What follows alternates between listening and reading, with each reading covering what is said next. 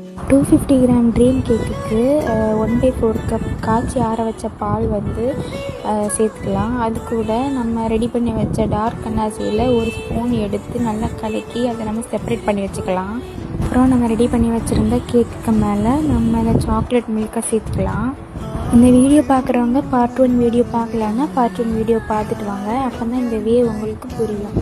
அப்புறம் நம்ம போன வீடியோவில் நம்ம ரெடி பண்ணி வச்சுருந்த க்ரீமை அது கூட டார்க் அன்னாசியில் ஒரு ஸ்பூன் சேர்த்து அது நல்லா ஸ்பேச்சில் வச்சு கிண்டி விட்டுட்டு அதையும் நம்ம ஒரு பைப்பிங் பேக்கில் போட்டு செப்பரேட் பண்ணி வைக்கலாம். டார்க் அன்னாசி மெஷர்மெண்ட் சொல்கிறேன், நோட் பண்ணி வச்சுக்கோங்க. 150 கிராம் டார்க் காம்பவுண்டும் 1/2 கப் விப்பிங் க்ரீம் எடுத்து ஓடிஜியில் மெல்ட் பண்ணியோ இல்லை டபுள் பாயில் மெத்தட்லையோ மெல்ட் பண்ணி ரூம் டெம்பரேச்சரில் ஒரு 1 hour வச்சுட்டு செட் பண்ணி எடுத்துக்கோங்க.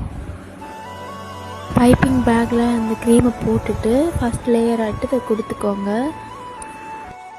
அப்புறமா டார்க் அன்னாசியை வந்து செகண்ட் லேயர் ஆட்டு அப்ளை பண்ணிக்கோங்க. மேலே இதுக்கு மேலே நட்ஸோ இல்லை சாக்கோ சிப்ஸோ என்ன வேணாலும் போட்டுக்கலாம், அது உங்கள் ஆப்ஷனல் தான். வீடியோ லென்த்தாக போகுது, ஸோ வந்து நான் அவங்கள்ட்ட சொல்ல மட்டும் செய்கிறேன், நான் பண்ணலைன்னு நீங்கள் பார்க்காதீங்க.